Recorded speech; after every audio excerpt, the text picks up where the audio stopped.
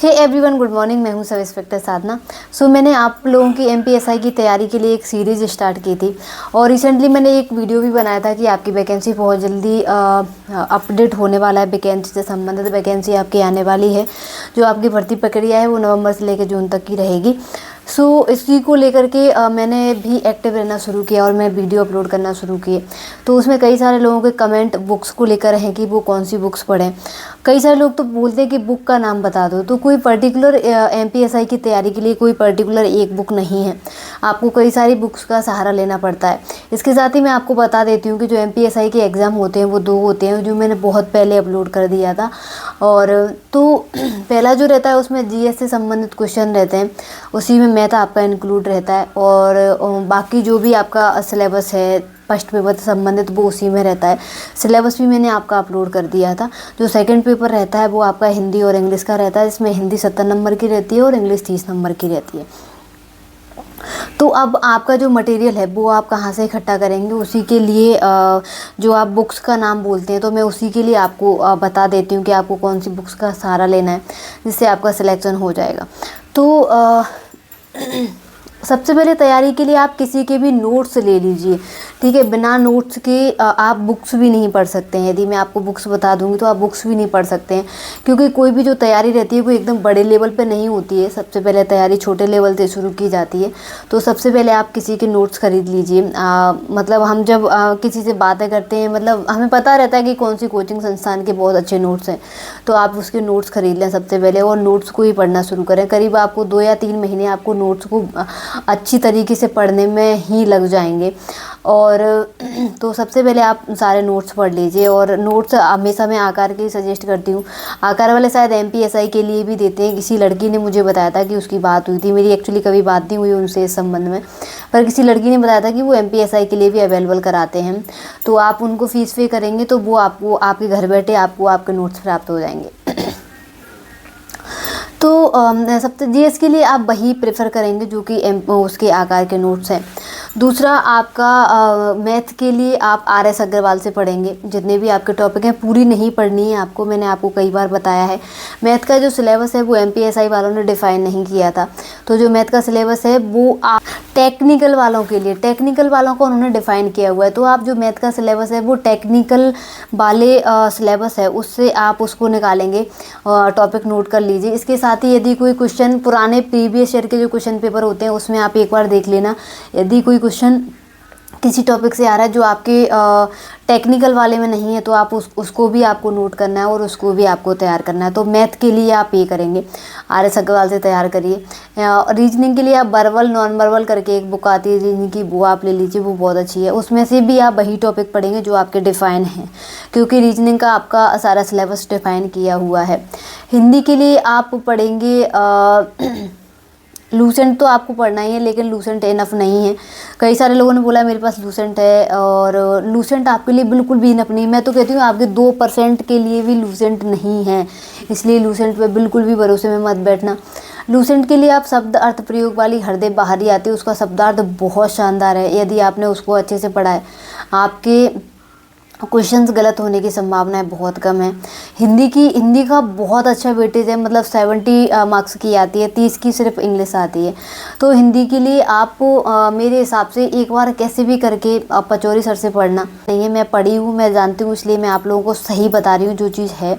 और कई सारे लोग पढ़ते भी उनके यहाँ, बहुत दूर दूर से उनके यहाँ पे लोग, छतरपुर वगैरह आसपास के तो आपके लोग बिल्कुल वहाँ पे आते हैं, लेकिन यहाँ छतरपुर वगैरह से भी लोग उनके यहाँ पढ़ने के लिए आते हैं। तो ये मान लेना कि आपका 65+ स्कोर उनके यहाँ हो जाएगा यदि आप जाते हैं। वो बहुत ज़्यादा लंबा कोई कोर्स नहीं रहता है, वो 3-4 महीने का रहता है। तो 3-4 महीने आप कहीं भी रूम लेके, रेंट से रूम लेके उसको आप कंप्लीट कर सकते हैं, क्योंकि वो बहुत इंपॉर्टेंट है। आप ये मत सोचना कि हिंदी हमने पढ़ी हुई है शुरू से हिंदी मीडियम से हम तो कवर कर लेंगे, आप नहीं कर पाओगे, क्योंकि वो जितना अच्छा शानदार बताते हैं, हर चीज़ को टेक्निकली रूप से बताते हैं, तो वो बहुत ही अच्छा है। तो आप उनके यहाँ जा करके एक बार देख सकते हैं। इंग्लिश के लिए आप किसी के नोट्स ही लेना, बुक्स मैं नहीं बताऊंगी इंग्लिश के लिए। इंग्लिश के लिए आप किसी कोचिंग संस्थान के नोट्स लेना जो अच्छी इंग्लिश पढ़ाता हो, उसके यहाँ से आप नोट्स लेना। और टॉपिक वाइज आप देख लेना कि आपके सिलेबस में कौन कौन से टॉपिक दिए गए हैं, वो टॉपिक आप कंप्लीट करना। करंट अफेयर वाला पार्ट बहुत से लोग छोड़ते हैं, जो कि छोड़ना नहीं है। यदि 2-4 क्वेश्चन भी आपने गलत कर दिए तो आप रेस से बिल्कुल बाहर हैं। तो वो वाले क्वेश्चन आपको बिल्कुल भी नहीं छोड़ना है। तो करंट अफेयर के लिए आप डेली बेसिस पे तो आप न्यूज़पेपर पढ़ेंगे। न्यूज़पेपर पढ़ना कैसे, ये भी वीडियो मैंने अपलोड कर दिया है। न्यूज़पेपर में से ही आप न्यूज़ निकाल के रोज़ लिखिए, नोटबुक बनाइए उसके लिए। और मंथली आप मैगज़ीन कोई भी पढ़ सकते हैं। प्रतियोगिता दर्पण भी बहुत अच्छी है, और एक स्पीडी आती है वो भी बहुत अच्छी है। मैं ये 2 पढ़ा करती थी, ठीक है। और ईयरली, हाफ ईयरली की यदि आपको लेना है, सारा देखना है तो वो ले सकते हैं, नहीं तो आपको जो मंथली आपके पास इकट्ठी हो जाएंगी साल भर की।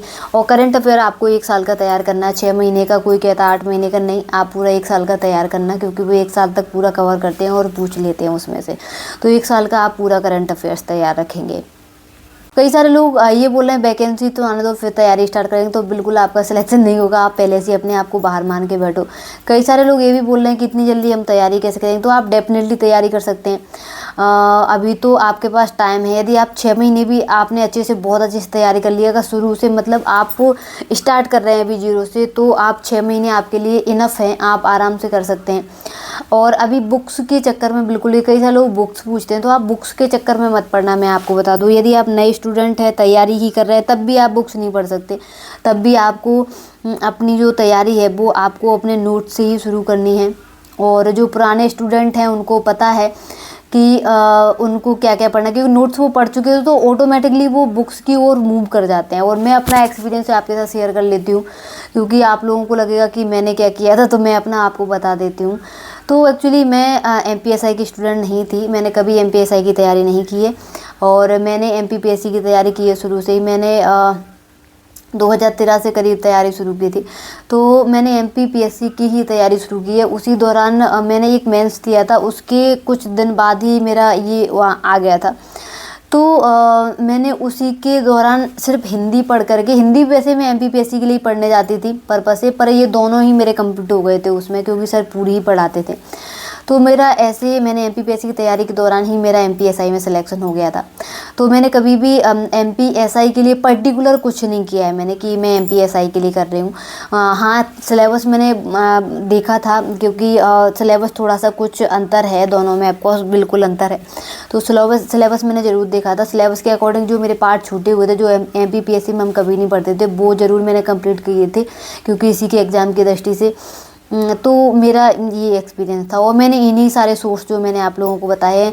और लूसेंट का मैं भूल गई हूँ एक्चुअली, तो मैं GS के लिए आप लूसेंट पढ़ना बिल्कुल भी नहीं भूलेंगे। लूसेंट को भी आपको बहुत अच्छे से पढ़ना है, और लूसेंट को आपको बार बार पढ़ना है। यदि आप लूसेंट बार बार नहीं पढ़ेंगे तो वो आपको याद नहीं होगी। इसके साथ ही लूसेंट एक ऑब्जेक्टिव करके आती है, ग्रीन कलर की बुक आती है, अभी कौन सी हो गई है मुझे नहीं पता है, पर मैं जब पढ़ती थी तो ग्रीन कलर की ही आती थी वो।